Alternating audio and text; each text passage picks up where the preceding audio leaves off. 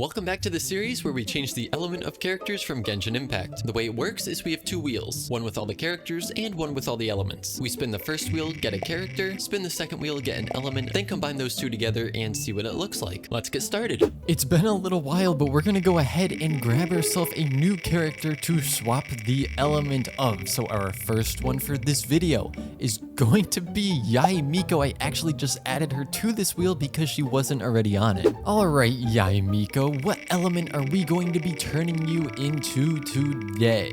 It looks like... oh, Hydro. That just looks fun.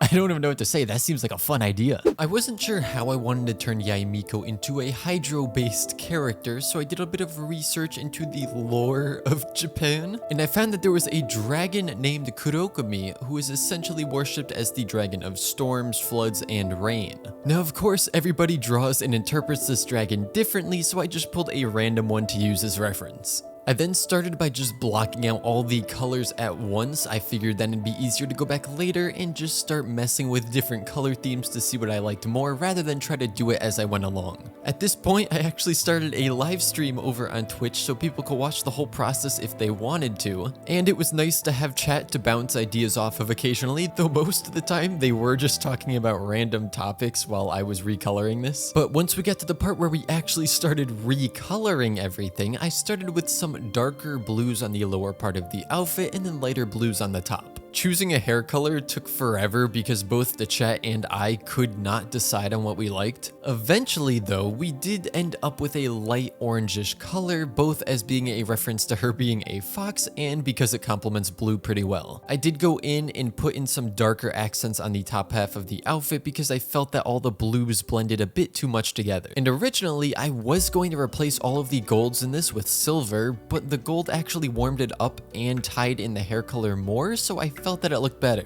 Also, I know changing the skin tones of characters can be a polarizing decision, but both the Twitch chat and I just wanted to test it out. So at first I turned her into Shrek and then we gave her a little bit of a tan. Doing this helped separate Yae Miko from the lighter parts of the outfit and just warmed it all up a bit more. Apparently one of her earrings is her vision despite us not seeing a symbol on it, so I had to make it blue. Then just for consistency, I made the rest of the jewelry blue as well. We also went around and matched her nail polish to her new hair color, and then someone in the chat suggested we add some bubbles around the wand, which I think was a great idea. We tried to mostly stick with colors from the reference picture we were using, which were the grays and blues. I did go back and make a couple more changes after I'd worked on the other character for a bit, because when you come back to something with fresh eyes, you usually notice things that you weren't able to see previously. But with all of that, here is the finished version of Hydro Yae Miko.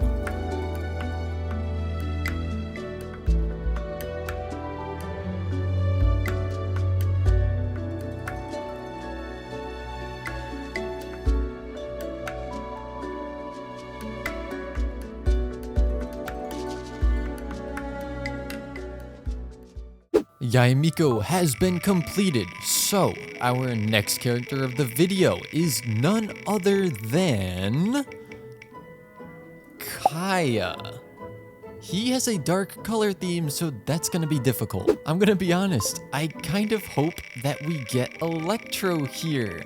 With his darker color palette, I think that would be the easiest one. Yes! Okay, perfect. Electro Kaeya incoming. So once again, I had no plans coming into this. Therefore, the first thing I did was simply change Kaeya's vision to be Electro rather than Cryo. I couldn't seem to think of any creative theme to go with here, but after messing with some different hair colors, I decided to try something out. We turned his hair pure black, but instead of doing one solid color or a gradient, I actually added some purple highlights, which I really liked. Going off of this, I then started throwing a lot more purple into the design. First was the cape, then the scarf, which we also applied a gradient to. And then when I asked my chat about what color we should make the pants, someone said white. If you know anything about doing recolors like this, you'll know that it's much easier to go from a light color to a dark one rather than the other way around. so the thought of changing the dark pants to a pure white made me not want to even attempt it.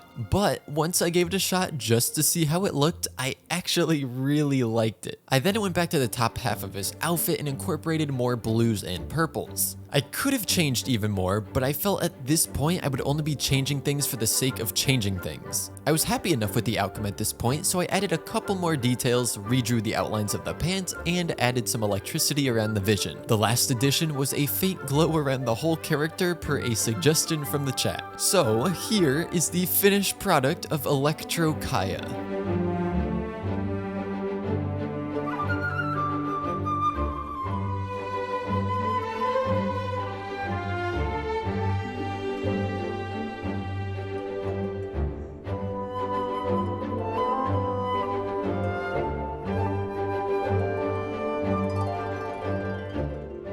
Overall, I'm pretty happy with how both of these characters came out. I wish I did have more of a theme rather than just the color of the element, but despite that, I still do enjoy the finished product. If you did enjoy the video, feel free to leave a like and let me know down in the comments which of these two designs you like more. But with that, I will see you guys next time.